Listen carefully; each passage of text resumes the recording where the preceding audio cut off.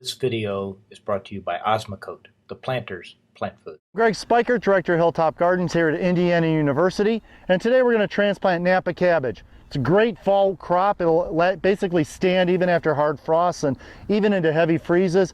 So with a little bit of light cover, we should be able to keep this crop right up to January and be able to harvest it for the New Year's. So this is a great little crop for that, and it's a nice, you can harvest it at any time, basically now all the way until it's a full-size head. And Napa cabbage, if you're not familiar with that, is the round kind of football-shaped cabbage that you have in Chinese restaurants. So that's a really nice cabbage, and it's very versatile. You can eat it as a lettuce crop, raw, you can cook it. So it's like cookable Chinese lettuce. Isn't that great?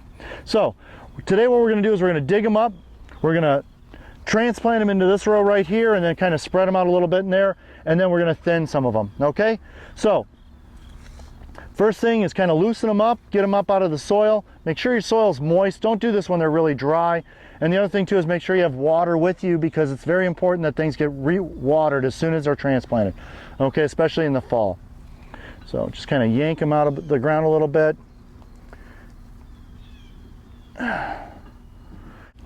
So you can kind of see how they're kind of really close together. This isn't going to help if you're going to have something the size of a football. So we want to separate them and just sort of tease them apart like that.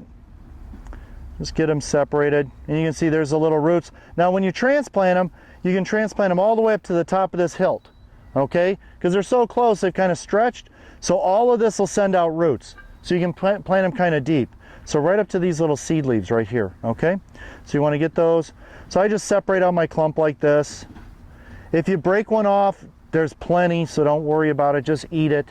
So throw it in your salad tonight, and no one's going to know that you meant to not break it off. So you just bring them into your family and say, hey look, I harvested stuff for our salad today. So there you go. Get yourself a nice little representative. I kind of like some bigger ones. If they're, try to get the biggest ones you have. Don't get the smallest ones, okay? So there's the big ones. Loosen them up, pat that back in. Then we're gonna stick them in the ground over here. So just sort of loosen up your soil, get a nice little, row going here. And then these are kind of nice. You can just you can either knife them in like this, open it up, stick them in, push the soil back. And like I said, you want to bring it all the way up to the little crown right here. You just take these. Remember, they're football size. So if you want to harvest them a little smaller than a football, you can plant them a little closer.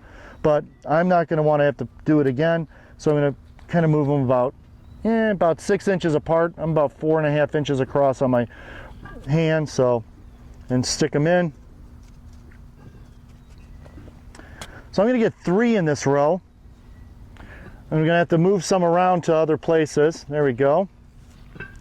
Again, just like other crops this time of year, lettucey leafy crops, we want to get a lot of growth out of them, so we need a lot more nitrogen.